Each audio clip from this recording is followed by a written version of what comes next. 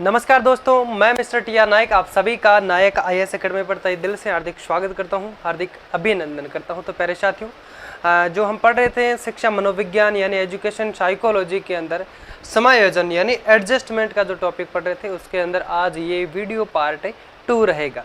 यानी इससे पहले जो हम लोगों ने चर्चा की थी, मैं आशा करता हूँ वो जो नोट्स आपने बनाया था वो अच्छे से रिवीजन आपने कर लिया होगा और उससे आगे नोट्स में पॉइंट टू पॉइंट आप लिखते रहें। तो आज हम शुरू करते हैं। कहाँ से शुरू करेंगे? तनाव। चलो शुरू करते हैं। संघर्ष के बारे में हम लोगों ने बात की थी कि संघर्ष कितने प्रकार के होते हैं, अंतर्द्वंद कितने प्रकार के होते हैं, उनके बारे में एक एक करके हम लोग जो कि पढ़ेंगे।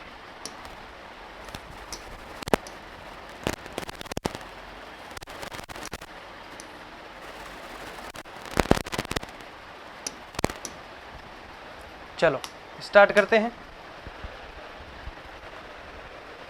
नोट्स बनाते रहे साथ साथ। जहाँ भी आपको प्रॉब्लम रहती है कि ये मेरे को समझ में नहीं आया, तो आप मुझे बिल्कुल बिना किसी चिंता किए हुए आप मुझे दोबारा से पूछ सकते हैं, ठीक है।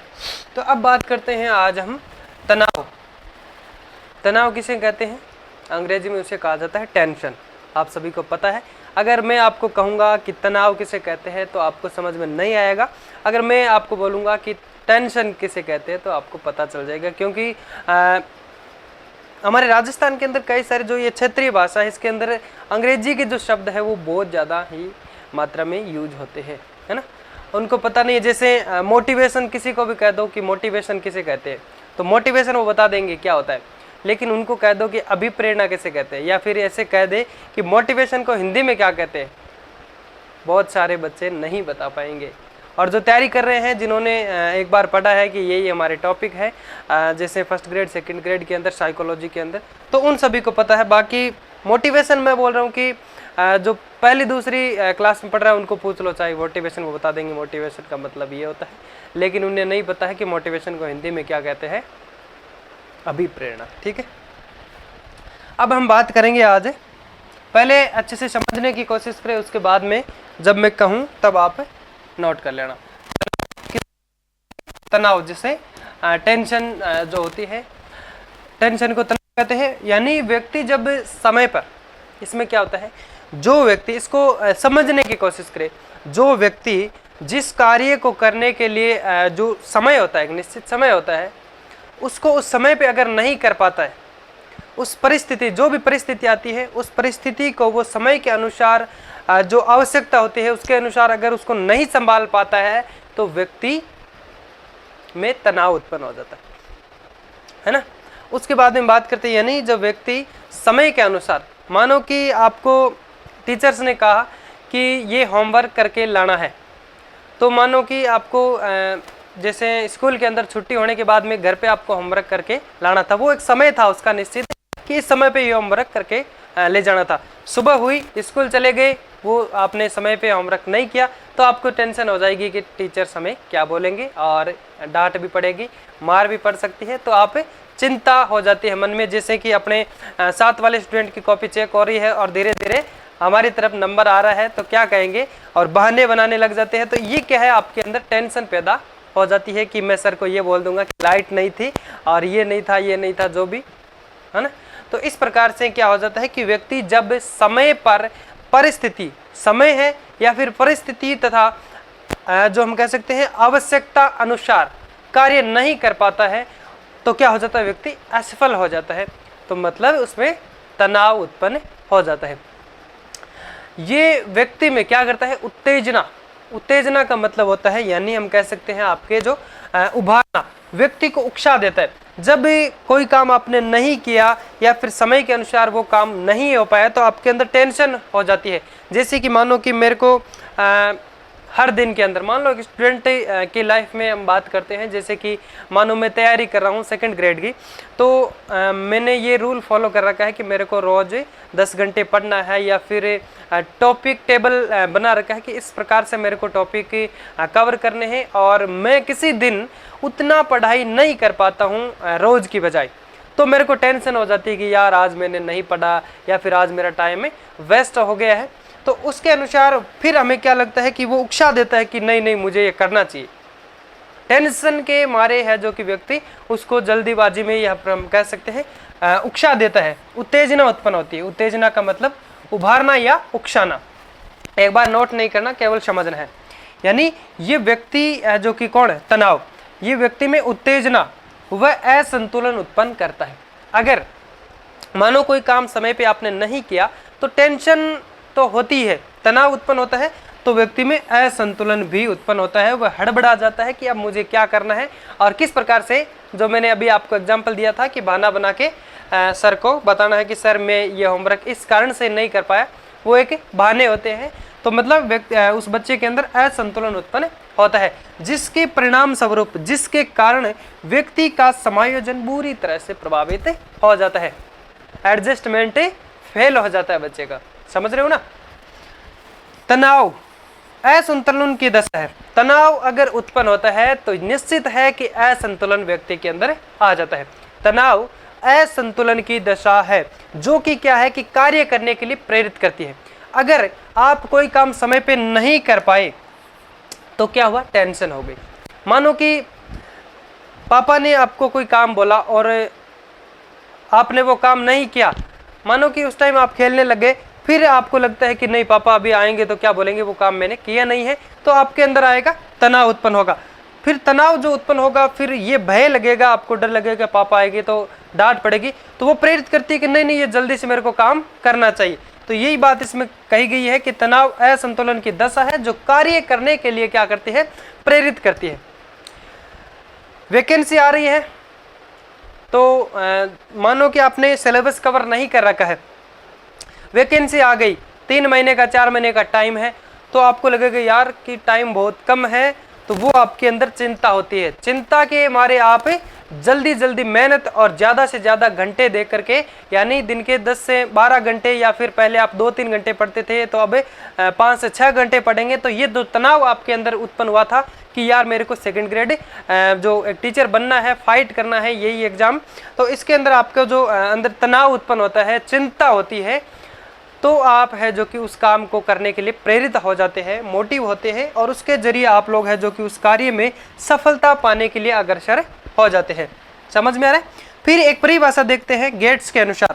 गेट्स ने ये कहा कि तनाव जो है वो असंतुलन की दशा है। क्या कहा है, तनाव असंतुलन की दशा है जो कि क्या करते हैं, प्राणी को उत्तेजित दशा का अंत करने के लिए कार्य करने में है जो कि प्रेरित करती है। यानी व्यक्ति के अंदर क्या करती है, जो उकसाने की जो भावना है उसकी दशा को अंत करती है, उसकी दशा का अंत करती है और उसे प्रेरित करती है कि तुम ये कार्य करो। उसके बाद हम बात करते हैं तनाव के कुछ कारण हैं। तनाव किस कारण से आते हैं भाई, तनाव आने के क्या क्या कारण हो सकते हैं, क्या रीजन्स हो सकते हैं कि इस कारण से व्यक्ति के अंदर तनाव उत्पन्न होते हैं, यानी व्यक्ति को टेंशन होती है। यानी व्यक्ति की जो इच्छा है उसकी अगर पूर्ति नहीं हो रही है कि मेरी इच्छा ये है, या फिर नॉर्मल तौर पे अगर बात करें कि मेरी इच्छा है कि भाई मेरे को टीचर बनना है, या फिर मेरी इच्छा है कि मेरे को मेरा ये टारगेट है, मेरे को ये हासिल करना है, ये मेरी एक इच्छा है, टारगेट मान सकते हो, गोल मान सकते हो, लक्ष्य मान सकते हो, या फिर मेरी इच्छा है कि मुझे ये भोजन करना है, वो मान लो कि मैंने नहीं किया तो वो एक इच्छा अपनी मर जाती है, तो उसके अनुसार भी आपके है जो कि टेंशन हो जाती है। ठीक है। फिर बात आ जाती है लक्ष्य की।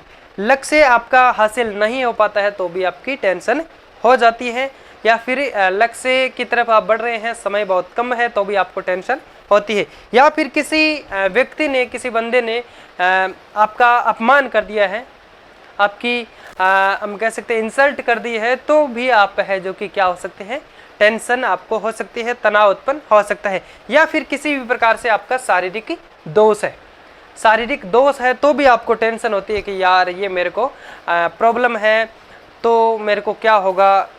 इस प्रकार से आपके है जो कि शारीरिक, शरीर से संबंधित कई सारे जो दोष उत्पन्न होते हैं, जिसमें हम मान सकते हैं कोई मानसिक परेशानी भी हो सकती है, बीमार हो जाते हैं, तो भी आपको लगता है कि यार मैं बच पाऊंगा या नहीं बच पाऊंगा, या फिर मैं किस प्रकार से कौन सी दवाई लेके आऊं ताकि मैं जल्दी ठीक हो जाऊं। इस प्रकार से आपके जो कई सारे तनाव उत्पन्न होते हैं।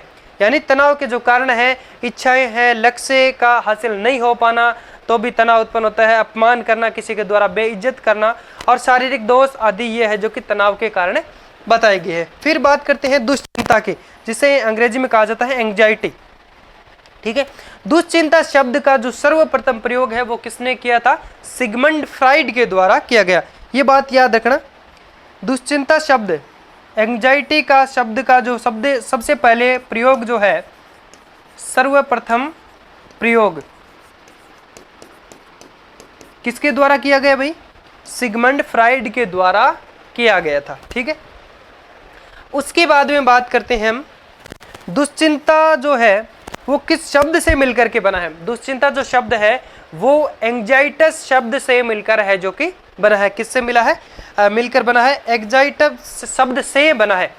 ठीक है, जिसका अर्थ क्या होता है? जिसका अर्थ होता है भय होना, किसी से किसी कार्य की, हम कह सकते हैं किसी काम से आशंका होना कि ये मुझे लगता है कि ऐसे हो सकता है, आशंका होना, या फिर हम कह सकते हैं अनिश्चितता होती है, या उद्वेलन यानी तनाव की अवस्था। उद्वेलन का मतलब होता है तनाव। यहां तक समझ में आ गया? दुश्चिंता का सबसे पहले प्रयोग सिगमंड फ्राइड ने किया, और इसका अर्थ होता है, यानी ये शब्द जो किससे बना है? एंग्जाइटस शब्द से है, जो कि एंग्जाइटी दुश्चिंता शब्द बना है, जिसका अर्थ होता है भय, आशंका, अनिश्चितता और उद्वेलन यानी तनाव। ठीक है, चलो अब ये इतना आप नोट कर लो। अभी भी अगर समझ में नहीं आया है तो आप मुझे पूछ सकते हैं, और मैं हर वीडियो के अंदर, हर क्लास के अंदर आपको एक चीज़ बताता हूँ कि आप जिस भी टीचर से क्लास लेते हैं, जिस भी टीचर से पढ़ते हैं, या फिर जो भी बुक पढ़ते हैं, वो आपके लिए सफिशिएंट है। ऐसा नहीं करना आपको कि कोई एक बुक भी आपने ले ली, मानो सेकंड ग्रेड की आप तैयारी कर रहे हैं, तो सेकंड ग्रेड की ही सेम सब्जेक्ट की आपने 2-2, 3-3 बुक ला रखी है, ऐसी नहीं है। तो वो आपको समायोजन नहीं करने देती है। 2 बुक्स अगर सेम सब्जेक्ट की है, अलग अलग पब्लिक सर की है, तो आपके अंदर वो भी असंतुलन पैदा करती है। अगर आपने कोई एक बुक ले ली, उसी को ही अच्छे से रेगुलरली पढ़े और उसी को ही रिवीजन करते रहें, वही आपके लिए एक सफलता का राज बन करके आएगा। या फिर हम बात कर सकते हैं, किसी भी कोचिंग सेंटर से आपने अगर कोर्स ले रखा है, तो उसी को ही आप माध्यम बना करके पढ़े कि वही आपके लिए भगवान है। बहुत शानदार तरीके से आप पढ़ते रहें, और नॉलेज अगर नॉर्मल में इधर उधर से मिलता है तो लेते रहें। कोई शब्द समझ में नहीं आता है तो वो शब्द की इधर उधर कंगाल कर सकते हैं, आप गूगल देख सकते हैं। ऐसा नहीं है कि ये बुक्स मैंने पढ़ ली, अब दूसरी बुक्स को मैं अच्छे से पढ़ूं, ऐसा नहीं करना है। जो बुक्स आपने पढ़ रहे हैं वो ही आप अच्छे से उसको पढ़े, रिवीजन करें। ठीक है, और जो भी टीचर पढ़ाता है, उस एक टीचर को पहले आप ये देखें कि हाँ ये टीचर अच्छा पढ़ाता है, तो उसी को ही पढ़े। ऐसे नहीं कि आज उसकी क्लास ले ली, कल किसी और के ले ली, परसों किसी और के ले ली। ठीक है, और मैं आपको ये दिलाता हूँ कि जो हम मटेरियल यहाँ पे पढ़ते हैं, उसमें से आपका साइकोलॉजी के अंदर मैं आपको गारंटी दिला सकता हूँ कि 20 में से आप 17 नॉर्मल में, बाकी 18 से ऊपर ही करके आएंगे।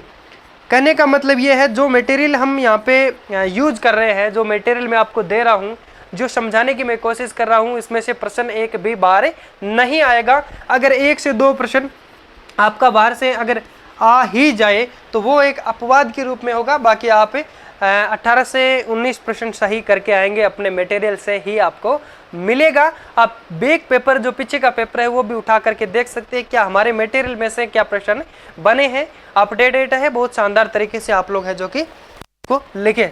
ठीक है, पहले हेडिंग लगाओ तनाव यानी टेंशन। फिर एक बार मैं फिर से बोल देता हूँ, अच्छे से लिखे इसको।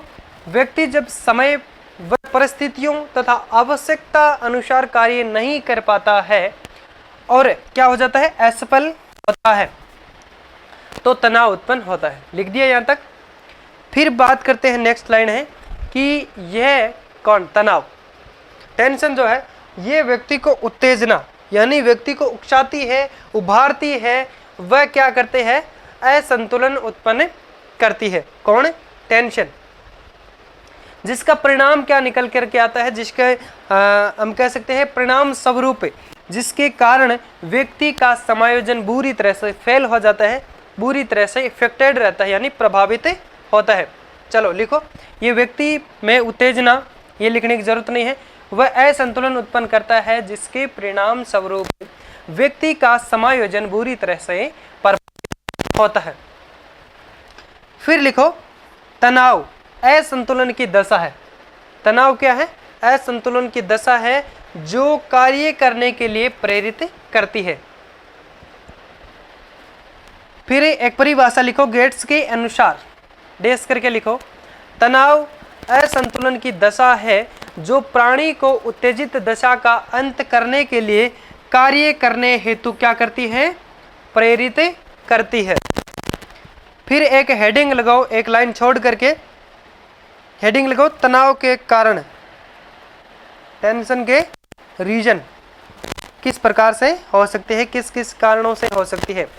लिखो, इच्छाएं, कॉमा लगा करके लिखते रहो, लक्ष्य, अपमान, शारीरिक दोष आदि। ठीक है। फिर लिखो दुश्चिंता, कोष्टक में लिखो एंग्जाइटी, एंग्जाइटी, ANXIETY, एंग्जाइटी।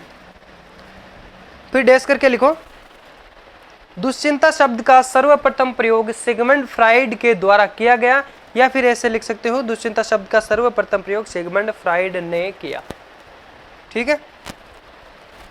फिर लिखो दुश्चिंता, कोष्टक में लिखो एंग्जाइटी, एंग्जाइटस, डैश करके, एंग्जाइटस शब्द से मिलकर बना है। हिंदी में भी लिखा है मैंने एंग्जाइटस, ऐसे आप लिख सकते हैं। एंग्जाइटस शब्द से मिलकर के बना है जिसका अर्थ होता है भय, आशंका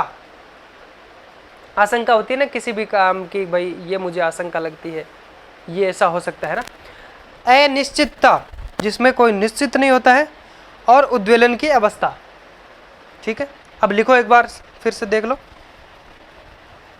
फटाफट से लिखो, फिर आगे बढ़ते हैं।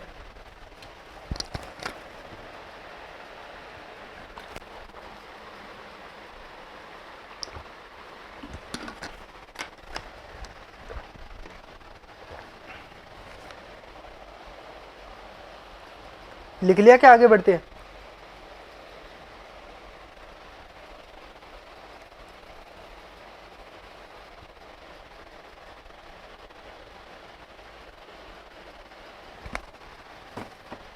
चलो नेक्स्ट है, एक परिभाषा और है फ्राइड के अनुसार कि अचेतन मन हमेशा क्या करता है? चेतन को प्रभावित करने का प्रयास करता है। अचेतन जो मन है वो हमेशा से ही चेतन जो मन है उसको प्रभावित करने का प्रयास करता है, और इससे चेतन व अचेतन के मध्य क्या होता है? संघर्ष उत्पन्न होता है, और व्यक्ति दुश्चिंता का यानी एंग्जाइटी का शिकार हो जाता है।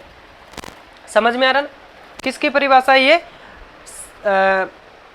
फ्राइड के अनुसार, सिगमंड फ्राइड के अनुसार जो परिभाषा बताई गई है कि अचेतन मन जो है वो हमेशा किसको प्रभावित करता है? चेतन मन को प्रभावित करता है, और इससे क्या होता है? जब चेतन मन, हम कह सकते हैं अचेतन जो मन है वो चेतन को प्रभावित करता है, इसके कारण चेतन मन और अचेतन मन इन दोनों के मध्य संघर्ष उत्पन्न हो जाता है, यानी अंतर्द्वंद हो जाता है। यही क्या करता है? व्यक्ति को दुश्चिंता का शिकार बना देता है। ठीक है। फिर उदाहरण के तौर पे अगर हम बात करें, जैसे एक महिला के द्वारा छोटे बच्चे को माता की गोद से लेने पर वह क्या हो जाता है? भय उसके अंदर उत्पन्न हो जाता है, उसको आशंका लगती है, आशंका हो जाती है कि ये महिला मेरे साथ क्या कर सकती है, पता नहीं क्या करेगी, मेरी माँ से मुझे दूर कर रही है, तो वो रोने लगता है, उसको आशंका होती है, वो डर लगता है। मानो ऐसे हम कई सारे एग्जाम्पल लेंगे, यानी एक तो इसको थोड़ा सा समझने की कोशिश करें। मानो एक छोटा बच्चा है, वो अपनी माँ की गोद में है, और कोई दूसरी लेडीज, क्योंकि बच्चा ये नहीं जानता कि ये कौन है, कोई भी हो माँ से बढ़कर तो होती नहीं है, और अन्य लेडीज है वो उस बच्चे के साथ कुछ भी कर सकती है, लेकिन उनकी माँ कभी भी नहीं कर सकती। इसलिए वो बच्चा जब से पैदा हुआ अपनी माँ को ही जानता है। और दूसरी लेडीज मानो कि उनकी गोद से अगर ले रही है बच्चे को, लाड प्यार के लिए ले रही होगी, लेकिन बच्चे के मन में क्या होता है, भय उत्पन्न होता है, आशंका लगती है कि ये लेडीज मेरे साथ कुछ भी कर सकती है, इसलिए बच्चा रोने लगता है। तो ये क्या है, अचेतन मन चेतन मन को प्रभावित करता है। इन दोनों के मध्य, चेतन और अचेतन मन के मध्य संघर्ष उत्पन्न होता है, अंतर्द्वंद जो उत्पन्न होता है, उसके कारण व्यक्ति दुश्चिंता का, उस बच्चे को ये आशंका लगती है, चिंता होती है कि ये मुझे कुछ भी कर सकती है, ये मेरी माँ से दूर कर रही है। मेन बात तो यहीं पे आ जाती है कि मेरी माँ से दूर कर रही है, तो वो रोने लगता है। फिर बात करते हैं, दूसरा एग्जाम्पल लेते हैं कि अगर कोई बस है, मानो आप मसूरी की पहाड़ियाँ, उत्तराखंड में है ना, मसूरी की पहाड़ियाँ मानो, वहाँ पे बहुत खड़ी पहाड़ियाँ हैं, वहाँ पे जो लोग घूमने जाते हैं वहाँ पे, तो मानो कि वहाँ पे आप बस में जा रहे हैं और सभी लोग उतर गए, उसके अंदर केवल एक ड्राइवर है, एक कंडक्टर है, खलासी बोलो, परिचालक जिसको कहते हैं, एक कंडक्टर है और एक जो बस चलाने वाला ड्राइवर है, और एक आप हो, सारी सवारियां उतर गई।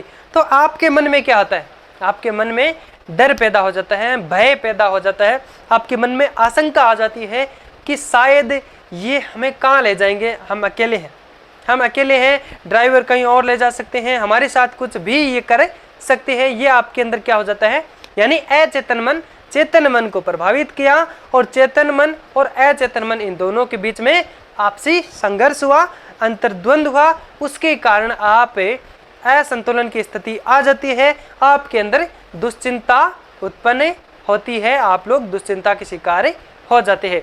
यानी जो दूसरा एग्जाम्पल भी मैंने यहाँ है कि कोई बस में से सभी सवारियां उतर जाती है, क्या करती है, सभी सवारियां उतर जाती है, और बस में केवल एक तो ड्राइवर है, दूसरा उस बस का परिचालक है, और एक आप, कोई भी आप मान लो हो, तो हमें लगता है ये हमें कहाँ ले जाएंगे, इसी कारण हमें क्या हो जाती है, दुश्चिंता होती है। मैं आशा करता हूँ कि आपको समझ में आ गया।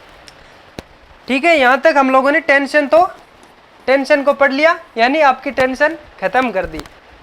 साइकोलॉजी का टेंशन जो आपका समायोजन का जो टॉपिक था, उसके अंदर टेंशन को खत्म कर दिया है। मानो कि आपकी पूरी साइकोलॉजी की टेंशन में खत्म कर दूंगा, बिल्कुल विश्वास रखे मेरे पे।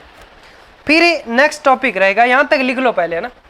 चलो मैं बोल देता हूँ एक बार, फिर आप लिखो, फिर हम पढ़ेंगे स्ट्रेस यानी दबाव। लिखो, फ्राइड के अनुसार डैश करके लिखो, अचेतन मन हमेशा चेतन मन को प्रभावित करता है। अचेतन मन हमेशा से ही चेतन मन को प्रभावित करता है, या फिर ऐसे लिखे, चेतन मन को प्रभावित करने का प्रयास करता है। कैसे भी लिख सकते हो आप, अपनी भाषा, अपना पेन, अपनी नोटबुक। ऐसा नहीं है कि जो मैंने बोला नहीं वो आपने लिख लिया, क्योंकि मैं एक ही लाइन को 2-3 भाषा के अंदर बोल के लिखता हूँ और वो सारी भाषा सही है। आपके जो समझ में आए वो आप लिख सकते हैं।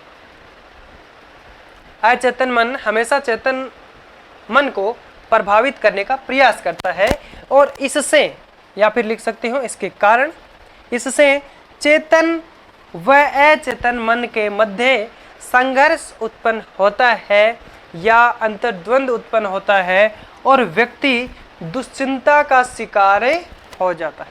लिख दिया यहाँ तक। फिर उदाहरण के तौर पे 2 उदाहरण लिख दो, 1 नंबर लगा के लिखो। एक महिला द्वारा छोटे बच्चे को उसकी माता के गोद से लेने पर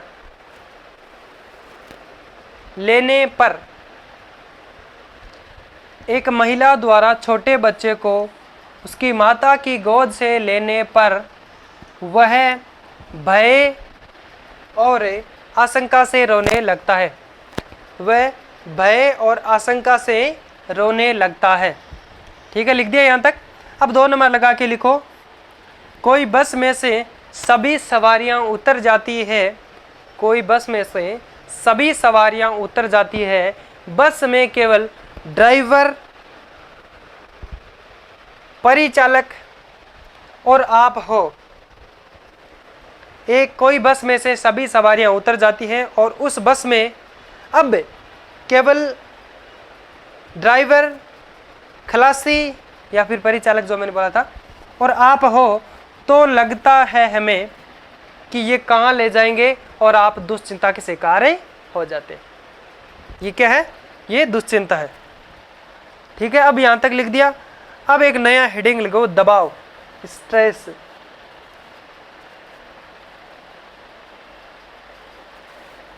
ठीक है, हेडिंग लगाओ दबाव।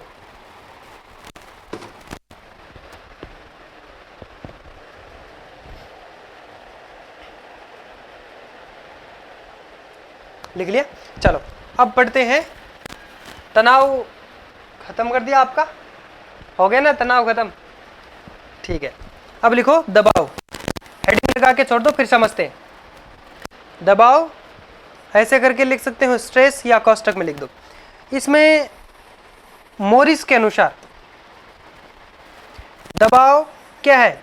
वह मनोवैज्ञानिक, हम कह सकते हैं प्रतिबद्ध अवस्था है।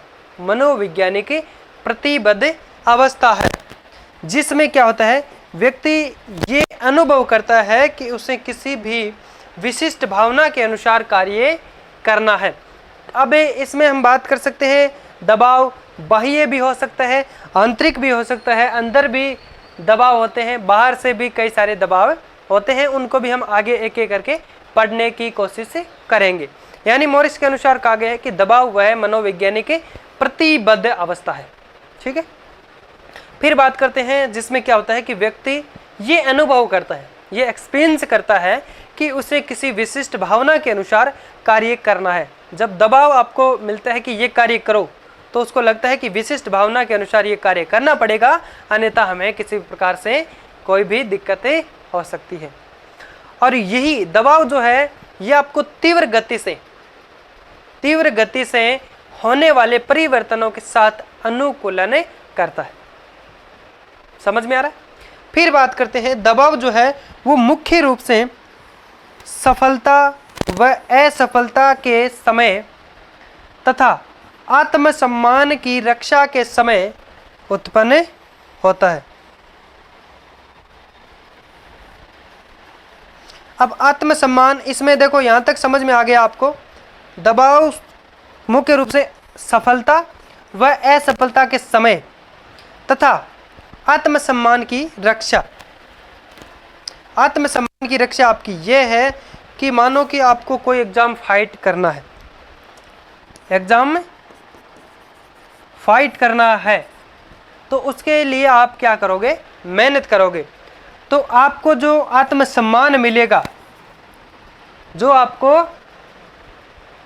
बधाइयाँ मिलेगी, जो कॉन्ग्रेचुलेशन हम कह सकते हैं, आपकी आत्मा के लिए, आपको आत्मा में ये लगता है कि मुझे ही टीचर्स बनना है और एक अच्छा स्वाभिमान कमाना है, तो वही आपका आत्मा का सम्मान कहलाता है। ठीक है, दबाव क्या है? दबाव के कारण आपके है जो कि सफलता से असफलता, वह हम कह सकते हैं आत्मसम्मान की रक्षा के समय है जो कि उत्पन्न होता है।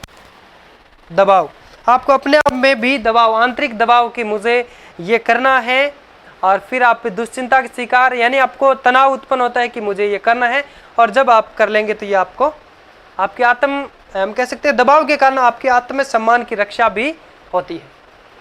अब लिखो ये, फिर आगे इसको पढ़ते हैं। दबाव, स्ट्रेस। मोरिस के अनुसार दबाव वह मनोवैज्ञानिक प्रतिबद्ध अवस्था है।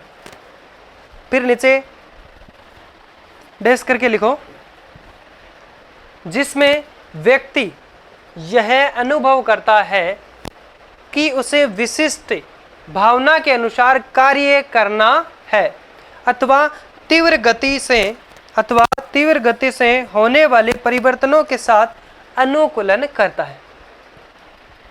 फिर से बोलता हूं, जिसमें व्यक्ति यह अनुभव करता है कि उसे विशिष्ट भावना के अनुसार कार्य करना है, अथवा तीव्र गति से होने वाले परिवर्तनों के साथ अनुकूलन करता है। ठीक है, फिर लिखो आप दबाव, नेक्स्ट लाइन नीचे दूसरी लाइन, दबाव मुख्य रूप से सफलता असफलता के समय तथा आत्म सम्मान की रक्षा के समय उत्पन्न होता है। लिख दिए यहां तक, बढ़ते हैं आगे। चलो नेक्स्ट, अब बात करते हैं कि दबाव के कितने प्रकार होते हैं। दबाव के मैंने कहा था कितने प्रकार होते हैं, 2 प्रकार है। दबाव के प्रकार कितने हैं, 3 प्रकार। रूप कितने हैं, 2 रूप है। ठीक है, अब इनको अच्छे से समझने की कोशिश करते हैं। मैंने अभी बोल दिया आपको, सॉरी बोल में कि दबाव के 2 प्रकार है। दबाव के 2 रूप है। कौन कौन से रूप है, प्रकार इनके 3 प्रकार है। अब इनके बारे में क्या करते हैं, हम अच्छे से बात करते हैं। दबाव यानी स्ट्रेस, इसके 2 रूप है अलग अलग। कौन कौन से, एक तो यू स्ट्रेस, दूसरा डी स्ट्रेस। यू और डी, बस इतना याद रखना। ठीक है, यू स्ट्रेस आगे से रखो तो ये रख लो, अंग्रेजी में रखो तो डी है, और यहाँ पे है यू स्ट्रेस, अंग्रेजी में ऐसा मिलता है। ठीक है, यू स्ट्रेस अंग्रेजी में ऐसे लिखा जाता है। पहला हम पढ़ते हैं यू स्ट्रेस। ये दबाव जो है, ये कौन सा, ये 2 प्रकार है। जो पहला यू स्ट्रेस जो दबाव है, ये दबाव सकारात्मक यानी धनात्मक होता है, पॉजिटिव। कैसा होता है, ये होता है पॉजिटिव। पॉजिटिव दबाव होता है, स्ट्रेस होता है, जो क्या करता है, व्यक्ति को कार्य करने के लिए गति या ऊर्जा प्रदान करता है, परंतु ये अधिक समय तक नहीं रहता है। अब एक बात करते हैं यहाँ पे कि जब मानो कि किसी सर का कोई, आप YouTube से अगर वीडियो देखते हैं कि मुझे पढ़ना है, तो आप वहाँ पे सर्च करते हैं मोटिवेशन वीडियो, है ना, करते हैं ना, तो वो सर आपको इस प्रकार से मोटिवेशन कर देते हैं कि आपको लगता है कि तुरंत फोन बंद करके और अभी शुरू कर दूं पढ़ाई को। और इस प्रकार से जो सर ने बताया है, उस प्रकार से मैं रूल फॉलो करूंगा। मैं रेगुलर 6 घंटे या फिर 7 घंटे जो बताया सर ने, वो उसके अकॉर्डिंग मैं पढ़ूंगा। ठीक है, और मैं अन्यथा हम कह सकते हैं अन्य किसी भी कार्य में मैं मेरा समय खराब नहीं करूंगा, मैं फ़ोन को नहीं चलाऊंगा। लेकिन क्या होता है, वो अधिक समय नहीं चलता। क्या होता है, पॉजिटिव जो होता है, धनात्मक जो होता है, सकारात्मक, ये कौन सा है, यू स्ट्रेस दबाव है। ये आपका, ये मैंने एग्जांपल लिया है, इसको आप यहाँ सेट कर सकते हैं। ये अधिक नहीं चलता है। फिर बात करते हैं डिस्ट्रेस। डिस्ट्रेस ये कैसा होता है, नकारात्मक व ऋणात्मक होता है। इसके परिणाम स्वरूप व्यक्ति विभिन्न मानसिक विकारों का शिकार हो जाता है। अब इनको एक साधारण तरीके से अपन क्या करते हैं, समझने की कोशिश करते हैं।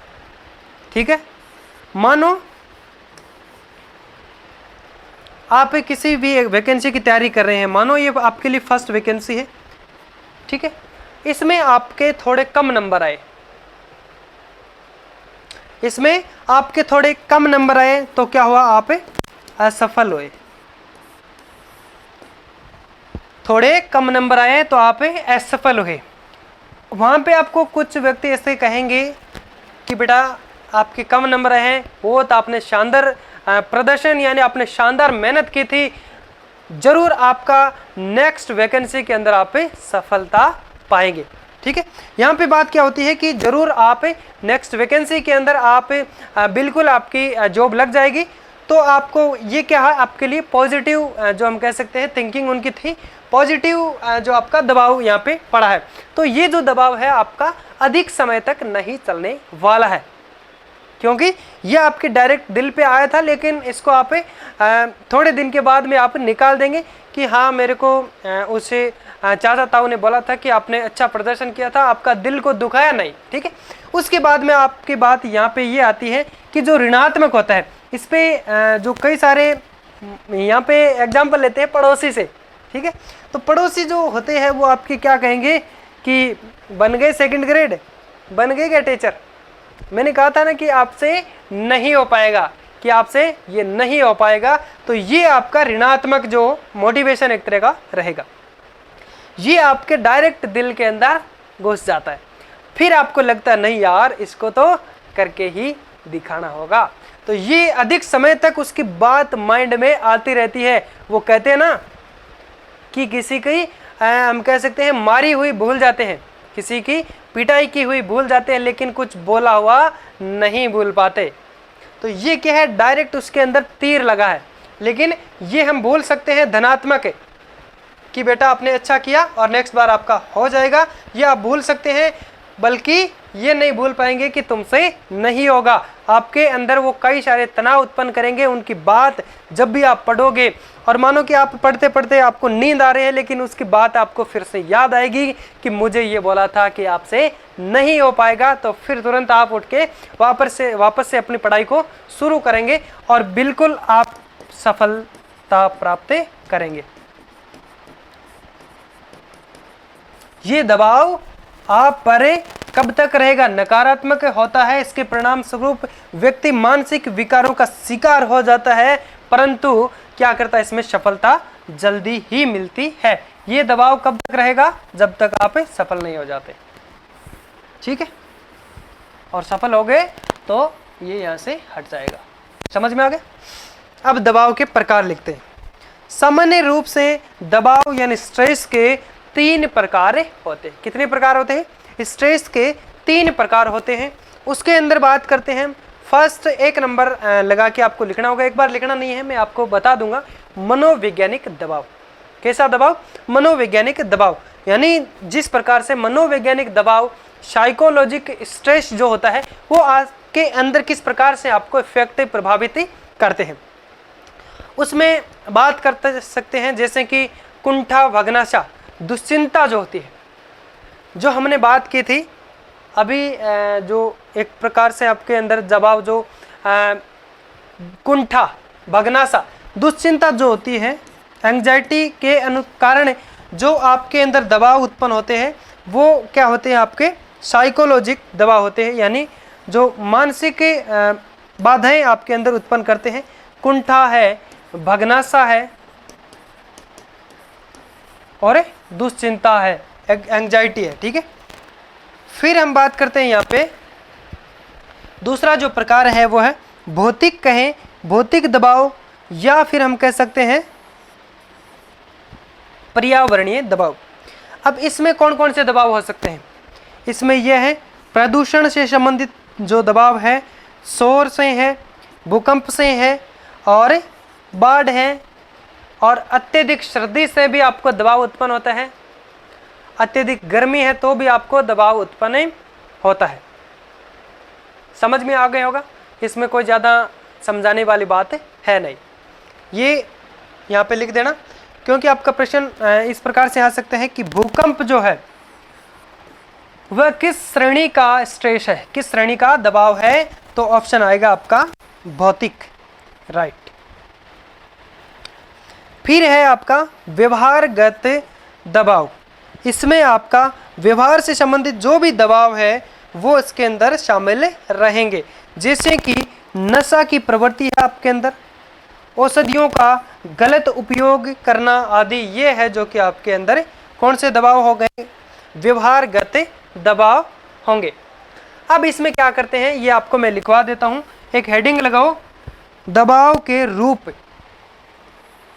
दबाव, स्ट्रेस के 2 रूप, ऐसे लिखो, स्ट्रेस के 2 रूप। यू स्ट्रेस, EUSTRESS, इंग्लिश में ऐसे लिखो आप, एक कोष्टक लगा के। ये दबाव सकारात्मक, और या फिर सकारात्मक ऑब्लिक करके लिख दीजिए, धनात्मक कोष्टक में लिख सकते हैं, पॉजिटिव। यू स्ट्रेस, ये दबाव सकारात्मक और धनात्मक होता है, जो क्या करता है, व्यक्ति को कार्य करने के लिए गति और ऊर्जा प्रदान करता है,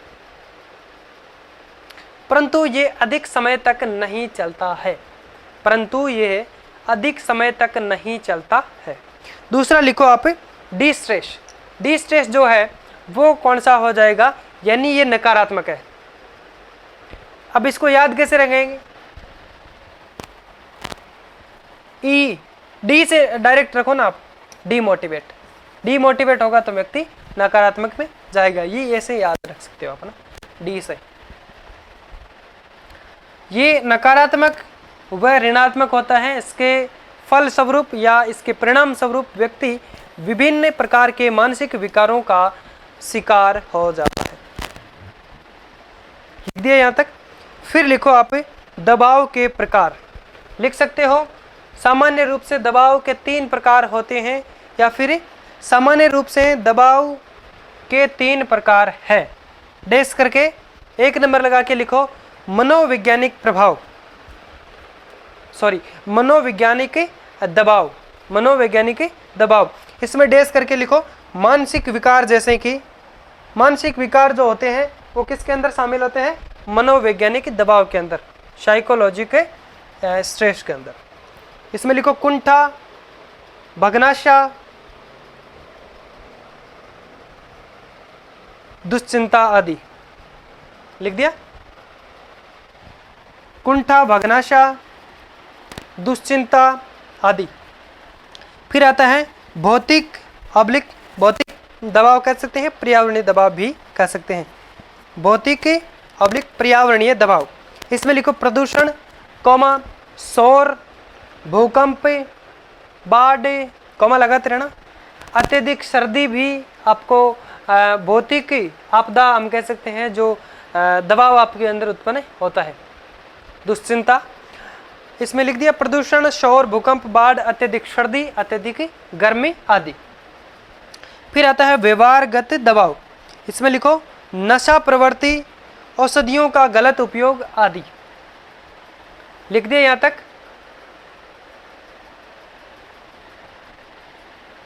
आगे बढ़ते हैं। अगर किसी कारणवश से कोई लाइन अगर छूट गई है, नहीं लिखी है, तो आप वीडियो को स्किप करके, रोक करके अच्छे से देख सकते हैं। चलो आगे बढ़ते हैं।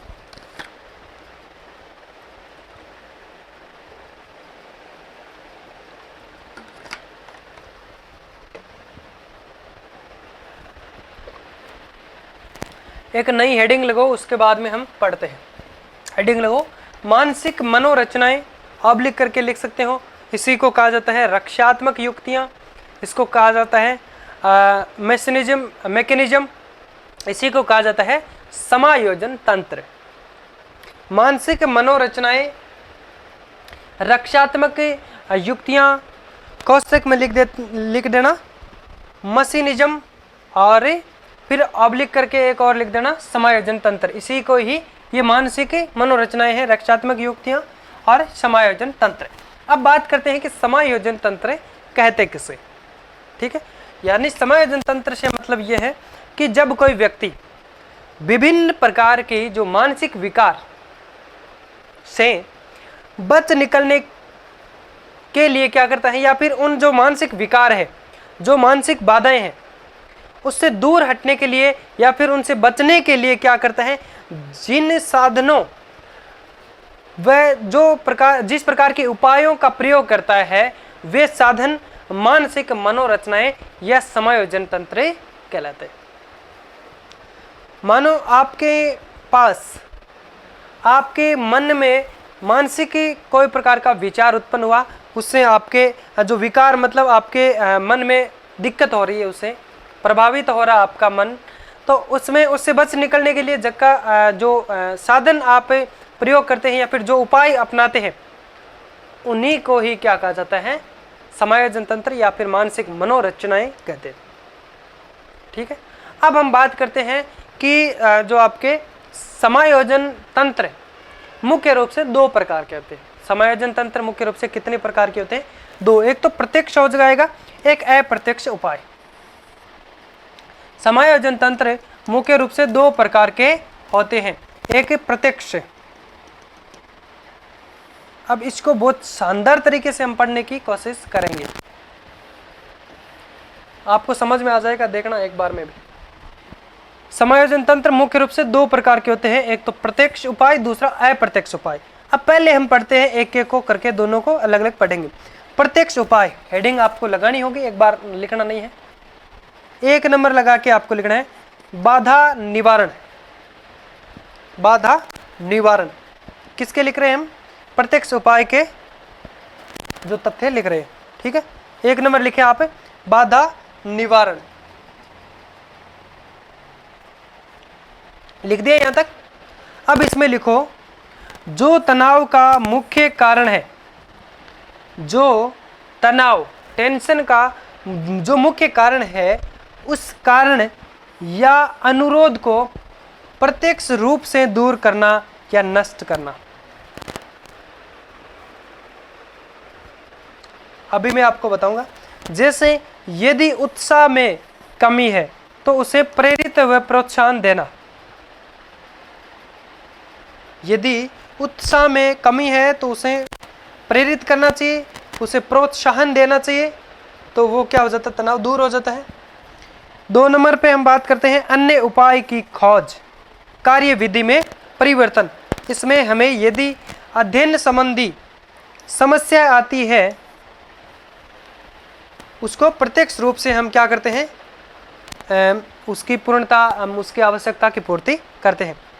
इसमें हमें अगर किसी भी कार्य करने के लिए समस्या आ रही है तो उसको प्रत्यक्ष रूप से डायरेक्ट जिस जगह पे चोट लगी है उसी जगह पे पट्टी बांधे, वो प्रत्यक्ष हो गया।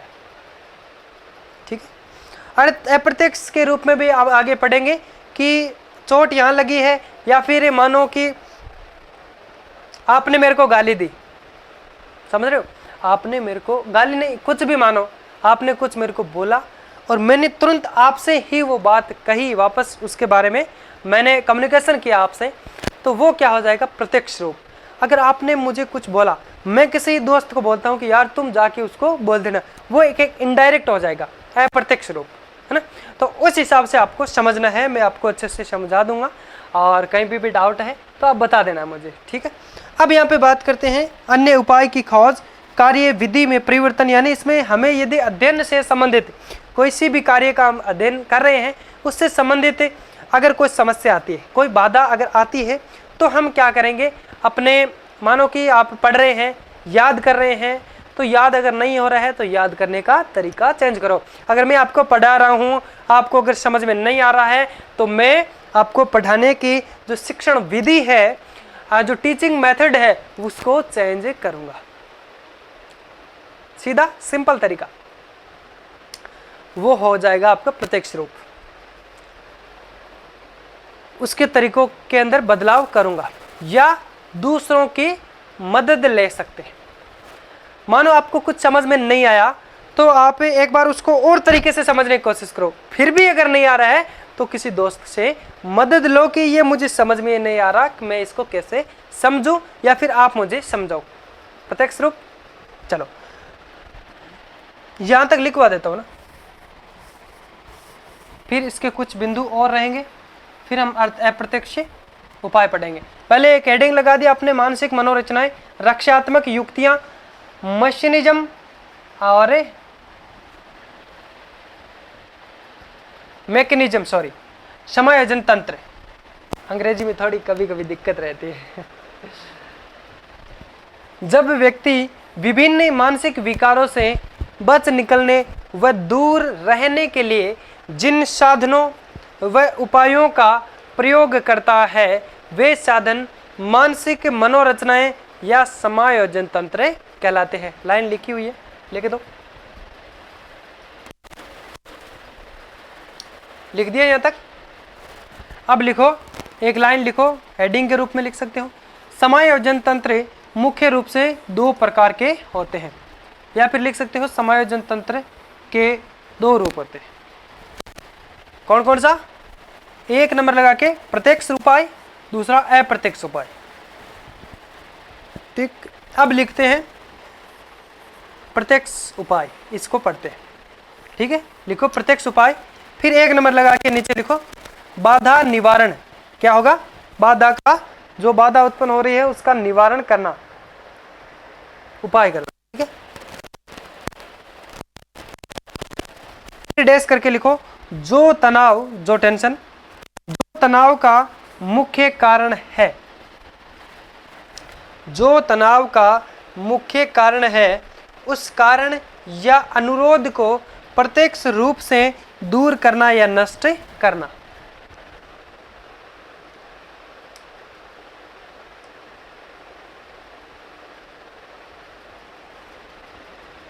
अभी जो मैंने आपको एग्जाम्पल दिया कि आपने पढ़ा, कोई टॉपिक को पढ़ा और बिल्कुल समझ में नहीं आया, तो आपको क्या करेंगे, आप अगर दूसरा एग्जाम्पल से, अगर दूसरे तरीके से उसको समझने की कोशिश करेंगे, अगर वो आपको आ गया तो वो आपका अप्रत्यक्ष है। ऐसा नहीं है कि आपको समझ में नहीं आया तो एक बार और पढ़ो इसको, और भी समझ में नहीं आया तो एक बार और पढ़ो, तो ये आपका प्रत्यक्ष रूप नहीं होगा, है ना। जो मुख्य कारण है उसी को उसी जगह पढ़ो, पकड़ो, वो प्रत्यक्ष रूप है। लिख दिया यहां तक। जो तनाव का मुख्य कारण है उस कारण या अनुरोध को प्रत्यक्ष रूप से दूर करना या नष्ट करना। जैसे यदि उत्साह में कमी है तो उसे प्रेरित व प्रोत्साहन देना। अगर किसी उत्साह के अंदर कमी है तो उसे प्रोत्साहन देना चाहिए, उसे उत्साहवर्धित करना चाहिए। फिर 2 नंबर लगा के लिखो, अन्य उपाय की खोज ऑब्लिक कार्य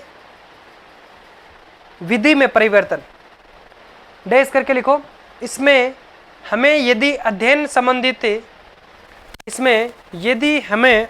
संबंधी समस्या आती है तो हम अपने याद करने के तरीकों में बदलाव कर सकते हैं या दूसरों की मदद ले सकते हैं। याद करने के तरीकों में बदलाव कर सकते हैं, तरीके चेंज कर सकते हैं, विधि जो है स्टडी विधि मानो चेंज कर सकते हैं, दूसरों की मदद या दूसरों की मदद ले सकते हैं। ठीक, अब नेक्स्ट आगे बढ़ते हैं।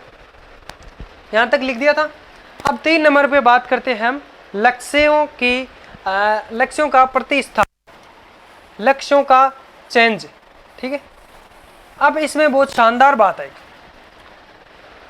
3 नंबर, लक्ष्यों का प्रतिस्थापन।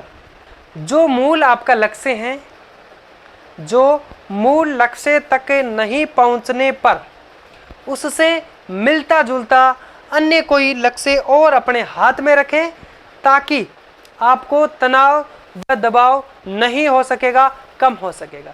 अब एक एग्जांपल है, मानो आप किसी वैकेंसी की तैयारी कर रहे हैं, ठीक है, बड़ी वैकेंसी की तैयारी कर रहे हैं और उससे छोटी वैकेंसी भी, मानो कि उससे समायोजन, उससे संबंधित, उससे सेम सिलेबस की कोई वैकेंसी और भी है, ठीक है, तो उसके अंदर कोई एक छोटा सा पार्ट अगर है तो उसको भी आप साथ में कवर करते रहे। अगर बड़ी वाली नौकरी आपको नहीं मिली तो छोटी वाली 100% आपके पास आपको मिल जाएगी। या फिर ऐसे हैं कि मानो कोई बड़ी नौकरी की आप तैयारी कर रहे हैं, उसका सिलेबस आपने कवर कर रखा है और जो फर्स्ट ग्रेड सेकंड ग्रेड की अमूमन सिलेबस सेम सा रहता है, कोई थोड़ा बहुत मानो, बाकी सेम सा रहता है। अगर आप फर्स्ट ग्रेड की तैयारी कर रहे हैं तो आप सेकंड ग्रेड आराम से निकाल सकते हैं अगर आपने अच्छे से तैयारी की है तो।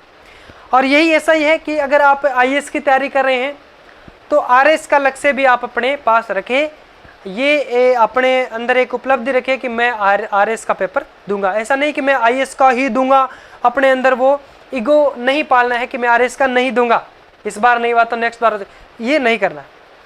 एक बार अगर आप आईएएस का पेपर दिया, मानो उसमें आप असफलता पाए, तो आरएस का अगर फॉर्म निकल रहा है तो उसके अंदर भरो। आपके अंदर तनाव, टेंशन, स्ट्रेस, जो दबाव था वो बिल्कुल कम हो जाएगा। ये इसके अंदर एग्जाम्पल भी मैंने लिया है।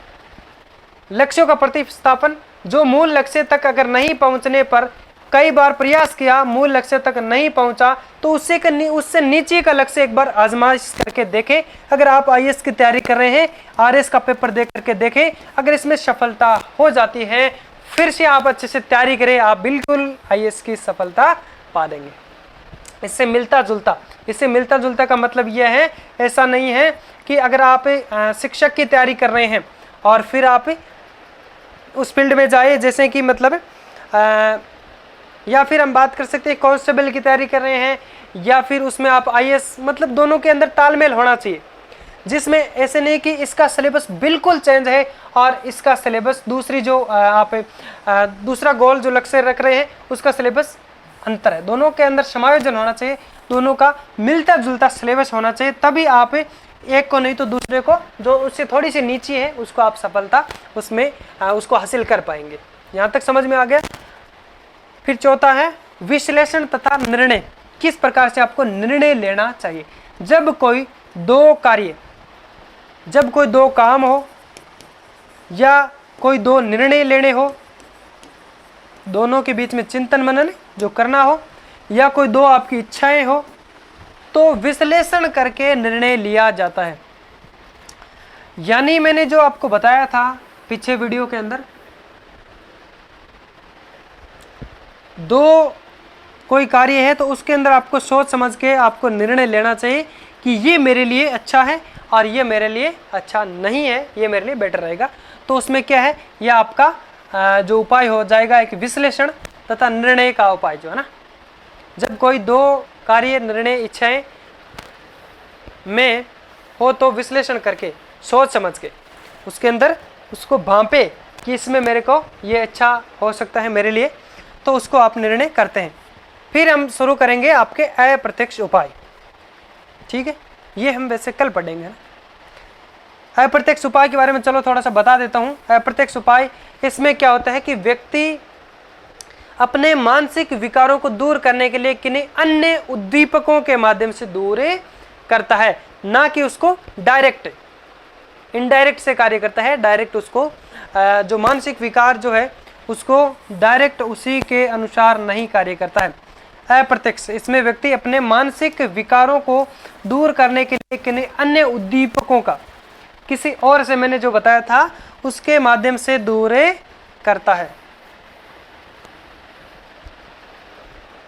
अब आपको यहां तक लिखना, केवल 3 नंबर लगा के लिखे, लक्ष्यों का प्रतिस्थापन डेस करके जो मूल लक्ष्य तक नहीं पहुंचते हैं या फिर मूल लक्ष्य तक पहुंचने में असफल हो रहा है पर उससे मिलता जुलता अन्य लक्ष्य रखना चाहिए जिनसे तनाव व दबाव कम हो। जैसे मूल लक्ष्य IAS, अन्य लक्ष्य RS। चौथा विश्लेषण तथा निर्णय। जब कोई दो कार्य हो, दो निर्णय हो, दो इच्छाएं आदि हो तो विश्लेषण करके निर्णय लिया जाना चाहिए या फिर चूज करना चाहिए। ठीक है, यहां तक लिख दिया, ये हम पढ़ेंगे कल। लिख दिया यहाँ तक। तो इसी के साथ में दोस्तों आज का हमारा जो अनुभव है वो आप सभी के सामने जो मैं साझा करता हुआ आ रहा हूँ, और आज भी मैंने रोज़ की अकॉर्डिंग किया है। तो आपको कैसा लगा आज का हमारा ये वीडियो?